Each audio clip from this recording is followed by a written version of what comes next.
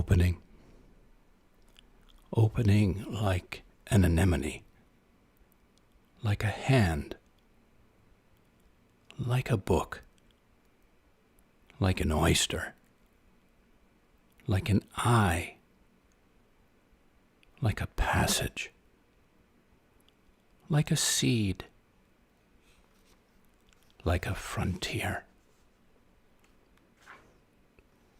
Good evening, friends and newcomers, everyone leaning in, far and wide, from Princeton to London, Manhattan to Boston, Canada to the palm-treed coast of California. Welcome to the latest floating poetry broadcast, the 13th in this weekly series. Coming to you live tonight from Weekapaug, Rhode Island, by the sea, the generous, boundless sea.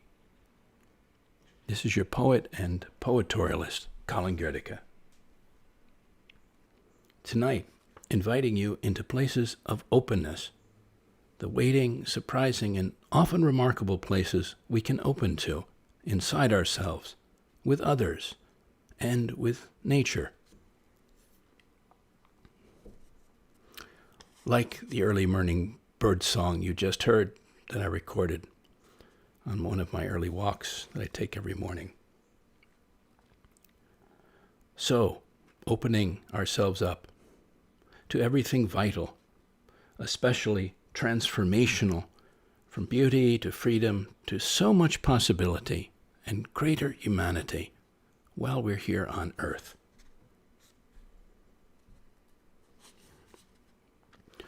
The image you see, by the way, is from a lighthouse of Agios Nikolaos on the ancient Aegean island of Kea in the Cyclades, where I had many experiences of being opened, being expanded. And I think those of you who might have been on some earlier broadcasts heard some of those poems and maybe sensed that very kind of expansion and opening. It's the oldest in Greece and one of the oldest in the world, and looks out from the harbor of Korysia to the wonderfully wild, open and mythical blue sea. But speaking of wonder, some of you may know that under the Milky Way for the next few days is a passing comet, Neowise. And we won't see it again for another 6,800 years, so way past our bedtimes and lifetimes. So if you can, try and go and spot it tonight and feel the wonder of that. So this theme of openness is, I think, one of the central themes of poetry, to open us to so much, and certainly a theme of mine.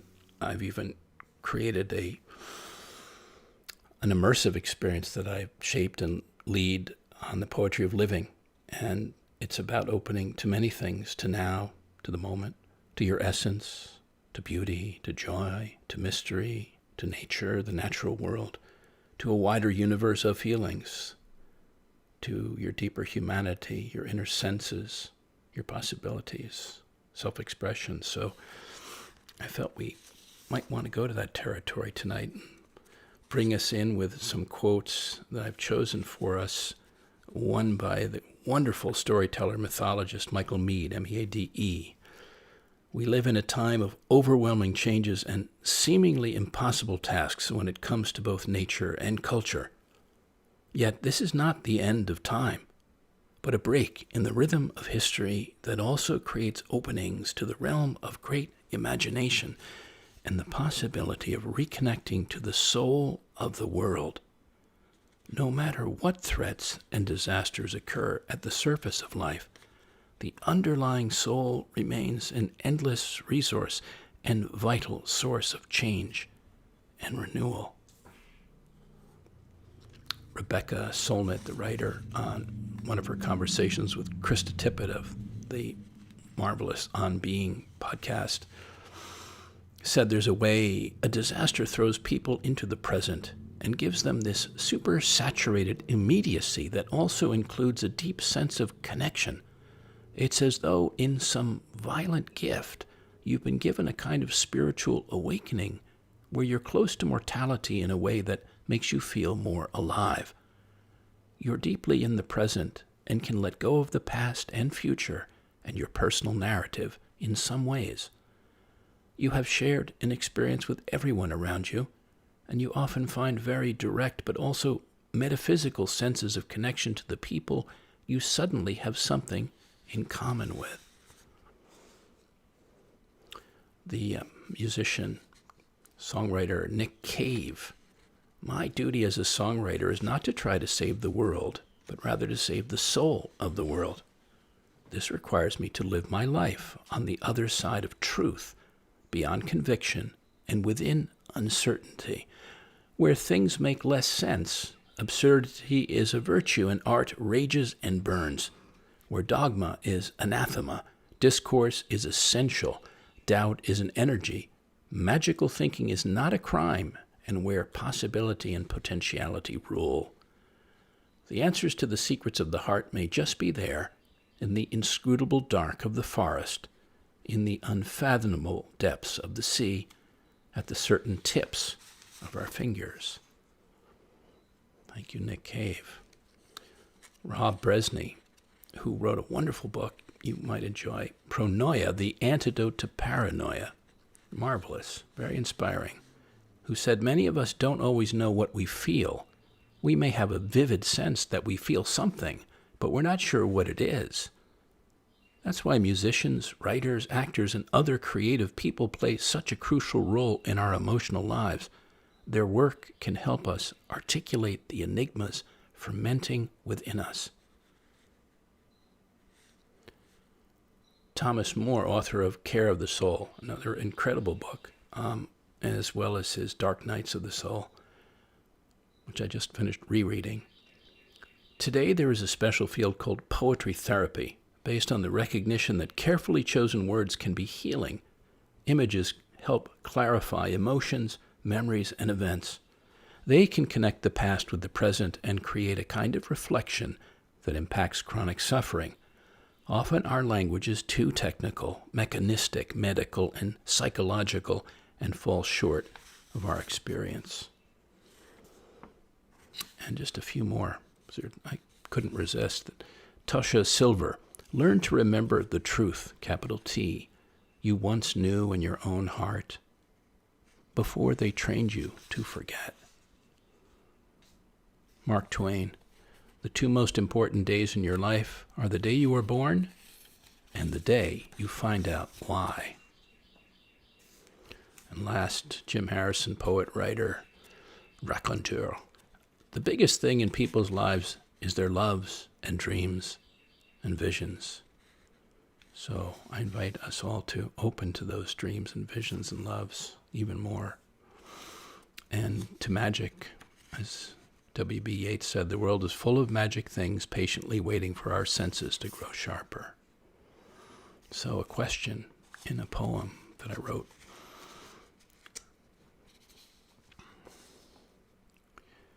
Where's your center of gravity?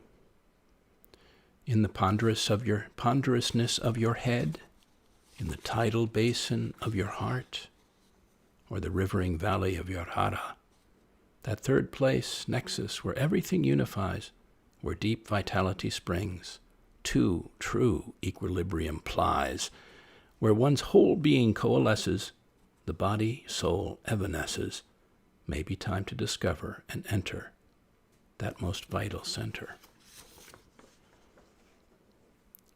So thinking about opening as we muse upon it here and elsewhere, again we come back to the idea of opening to our possibilities. And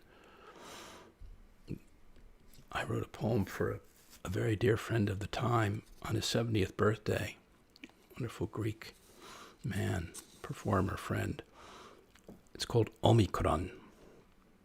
And it starts with a quote from one of the most famous ancient poets of Greece, Simonides of Chaos, of that island that I mentioned earlier from the lighthouse. Being a man, you cannot tell what might befall when tomorrow comes, nor yet how long one who appears blessed will remain that way. So soon our fortunes change, even the long-winged fly turns around less suddenly. And here's the poem. We may not know how or when or if our fortunes will change, rise or fade, from the wholeness of our heart to the fullness of our purse, from the vigor of this body and mind to the simple joys of living and loving on this earth. Yet, however unknowing, each day, from our first to our next, we sow new seeds of self in the most fertile soil we can find. Give them sun and water, waking and dream time, to sprout, grow, bear fruit, bear flowers, become orchards, become gardens, each sowing an act of creativity, each planting an affirmation of our possibilities. One thing as a poet, and I think as a being, is a great thing to open to is to stillness. So much is inside that stillness, and this was written on an old reservation, Lawantaka Brook in New Jersey, Convent Station, a few Januaries ago. Be still is the poem. And listen to what the earth below your feet is singing, to the stories the young and old swaying trees are telling, to the conversations of the hawks and the herons, the whisperings of the planets and stars, the jubilations of the sun, the rain, the ocean waves. Be still and listen with your spirit's ear to everything of note that's here, all ready to be heard. Be still.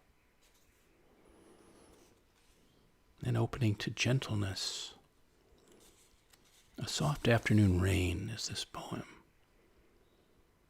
Falls on the skyward face of the pond, on the immaculate feathers of the swan floating solo larghissimo, refreshes the grasses and willows, even more greenly glowing, openly weeping, fills the petite pitchers of wildflowers, bright orange between long dry straws of reeds, moistens the petals of purple loosestrife, ragweed, queenly lace, releases the bouquet of mosses, barks, and loam, brings coolness to the heat, freshness to the heart of the day, and a meditative water music to the midsummer stillness.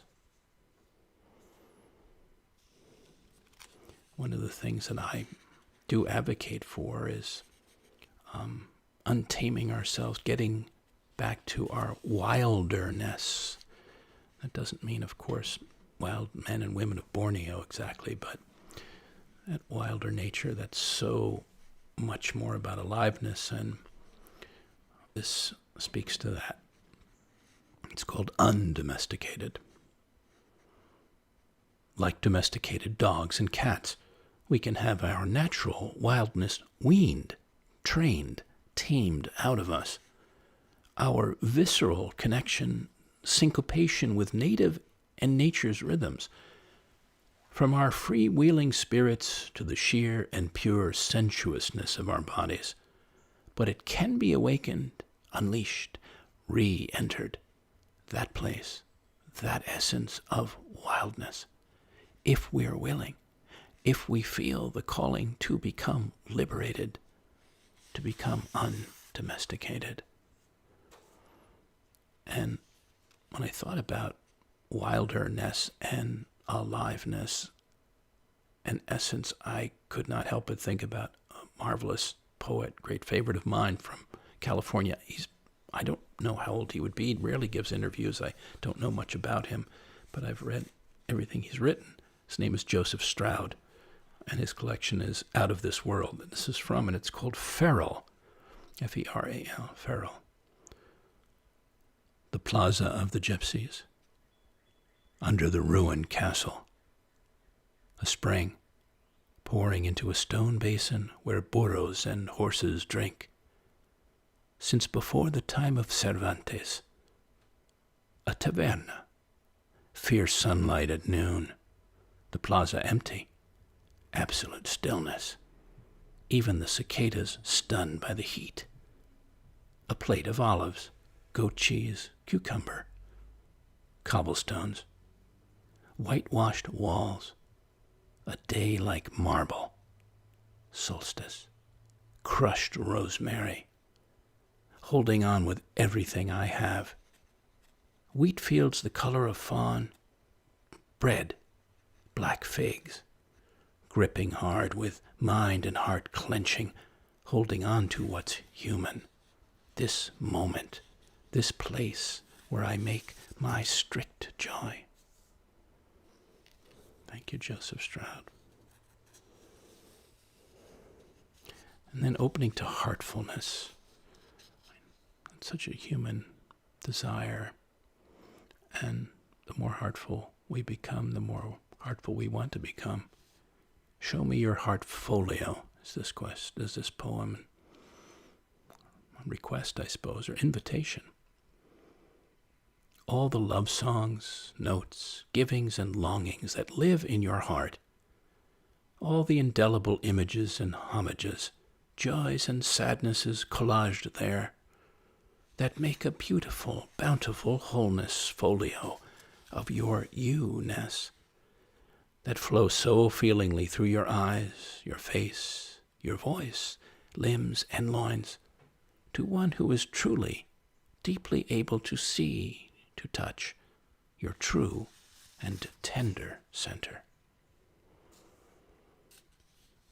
And on that wavelength is opening to your own body and its natural beauty and sensuality, and to the body of the earth. And this was one of those moments I've had, I'm sure we've all had or will have, where those things meet, those sensations and that sense of things meets.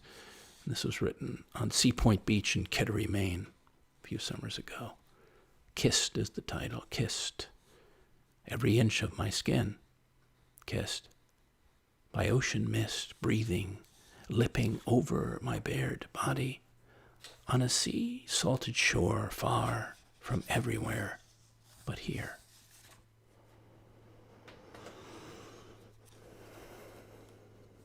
What about opening to our impermanence, the ephemeral nature of life, and brought so close to home these days with the great virus upon us, and how fleeting so much is, always has been, but even more so.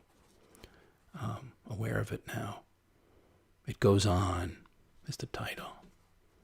When we've gone out with the tide, it goes on. The cool morning curtain of fog that lifts to sun and warmth. The lazy clang of the channel buoy. The fish and fishermen, sailors and ferry boats, going about their business and pleasure, they go on. It all goes on. It was written on the Puget Sound, Port Townsend, Washington, out on the Olympic Peninsula back in 2017, September. A beautiful part of the world.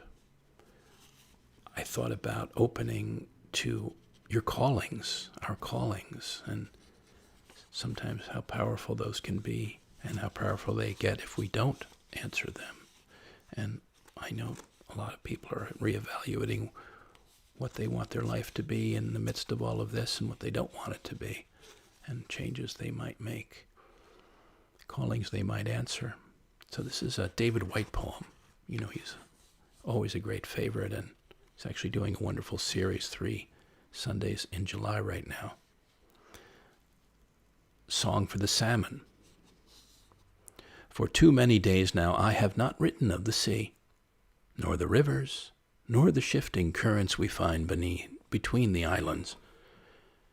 For too many nights now I have not imagined the salmon threading the dark streams of reflected stars, nor have I dreamt of his longing, nor the lithe swing of his tail toward dawn. I have not given myself to the depth to which he goes, to the cargoes of crystal water, cold with salt, nor the enormous plains of ocean swaying beneath the moon. I have not felt the lifted arms of the ocean opening its white hands on the seashore, nor the salted wind whole and healthy, filling the chest with living air. I have not heard those waves fallen out of heaven onto earth, nor the tumult of sound, and the satisfaction of 1,000 miles of ocean giving up its strength on the sand. But now I have spoken of that great sea. The ocean of longing shifts through me. The blessed inner star of navigation moves in the dark sky above, and I am ready, like the young salmon, to leave his river, blessed with hunger for a great journey on the drawing tide. Song for the Salmon. What a beautiful poem. I thank you, David White. So, thinking of nature and beauty and creatures, what about the beauty that lies inside some of them? I was in Tulum in Mexico some time back, 2006, this poem arrived, called Inside the Fish. I was sitting at a lovely table outside, simple, very simple, having a fish that was just caught and brought to the kitchen and brought out to the table. Inside the fish, as you fillet it by yourself at your table, where it has landed with a bottle of cold white wine, you open the hinge and find beneath its scales the guts of a grand piano, strung tight with wires that resonated as early as this morning in the open sea, when the now grilled and silent instrument was alive and playing a vibrant blue and green water music. I was coming up a few hours ago from the ocean, had a swim to refresh myself before tonight, and I was listening randomly to my Spotify songs, favorite songs, and on came the Pearl Fishers, Bryn Terfel singing, the great Welsh tenor, and I absolutely just started crying. It's so beautiful and speaks to so many parts of my own self and life. And I thought, wow, the power of opening so freely to music, and especially incredible music like that, the Pearl Fishers. Opening to someone's remarkable interior. And I have two poems that came to mind for this tonight. And, opening into the mystery, beauty, glory of another once we come to know them more deeply. So this one was written for a once great love, and it's called Inside You. Deep inside you is a luminous blue grotto, sun-swept, wind-swept seas, groves of ocean grasses undulating, meditating in slowest motion, hidden orchards ripe with late summer rays, shadows, succulent fruits, towering cloud banks brilliant white brushed with violet, northern lights, fire, fireworks, firelight. Deep inside you are virgin springs, cisterns, cenotes, sources, clusters of flowers that open, close, perfume, ever bloom, clusters of stars that shimmer in from unknown constellations, silk-lined passages, soft, petaled entrances, rare places to behold, beheld, enfolded, halls, chambers, corners aplay with mysterious felt melodies, harmonies, delirious rhythms, reveries, places of deep joinings, enjoinings, pourings, purifying, all inside you. And a different poem written for a wonderful Dutch artist, dear old friend from a long time back, Jasper Krabbe in Amsterdam, on his 46th birthday back in 2016. Exploring the interior. Your face points the way into an unmapped interior, starting on the coast, an ever-changing charter of rugged shoreline, headland, jawline, all restlessly tidal, then moves inward through eyesight alone, through light and dark terrain into deepest interior, where only the most intrepid explorer can travel, can begin to limn the wildness, the dangers, wonders, hiddenness, can map the longitudes of the heart, memory, the latitudes of longing, or measure the distances between the soul of this place and the sun, moon, the guiding stars. Exploring the interior. Often worth it, certainly for our own interiors, let alone others we care about. A poem back from that same wonderful Native American reservation, The Edge of Everywhere, was written in August, 4 years back. Where we all really live, each waking and dreaming hour, though few see or feel the edginess, the tenuousness, and the expansiveness, the possibility of a last breath between life and death, or some profound encounter with wonder, where everywhere is every here for the asking, experiencing. No need to look further than the ground you stand on, the boundless lifescape you're already sensing, venturing, adventuring through. Oh, opening to the great adventure of living, a daily adventure. And we're coming to a close, so just these are the last for us for tonight. The time goes so fast. Opening to going beyond, I suppose, is what I was thinking of for this poem, is called Far Beyond Your Follies. It was written out on the South Fork of Long Island, June of 2017. Far beyond your follies and fallibilities, behold your glories, your beauties and mysteries, your alchemies and ecstasies, your wild and wondrous possibilities. For we all have them. Songlines of the soul. What are the songlines of the soul that track into the vast and mysterious outback we call the unknown? Metaphysicians, soul Sherpas, can guide you only so far.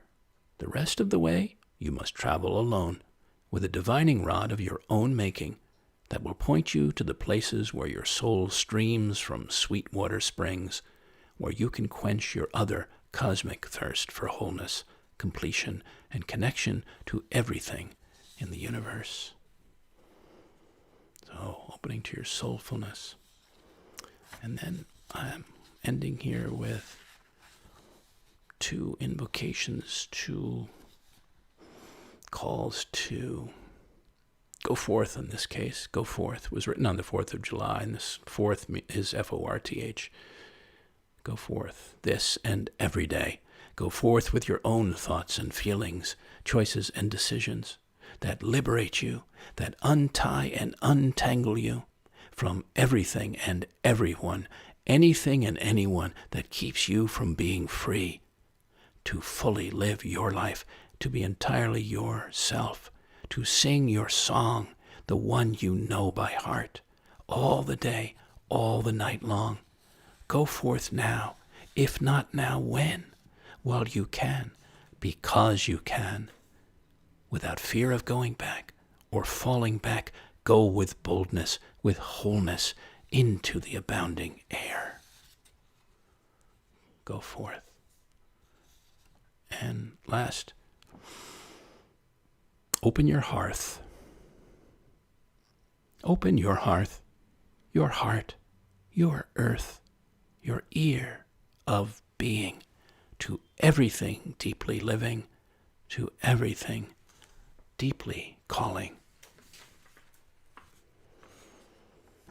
Thank you for leaning in and for your welcome donations by PayPal and Venmo and directly through my site.